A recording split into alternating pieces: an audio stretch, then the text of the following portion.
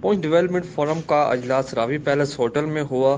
اس اجلاس میں کھائی گلا راولہ کوٹ تولی پیر کی عوام نے شرکت کی۔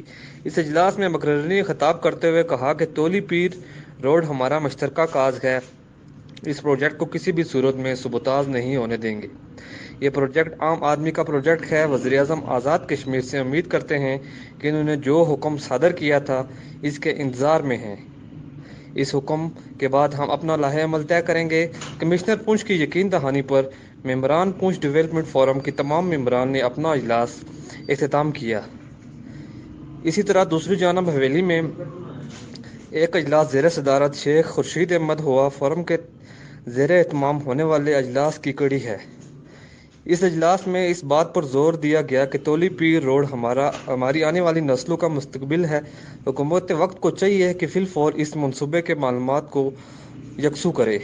انہوں نے کہا کہ راولہ کوٹ کھائی گلا تولی پیر کی عوام کے ساتھ شانہ بشانہ کھڑے ہیں اور ان کے کسی بھی فیصلے کی جو عوام کے مشترکہ کاز مفاد میں ہو بھرپور ساتھ دیں گے اور ان کے فائنل فیصلے کے انتظار میں رہیں گے۔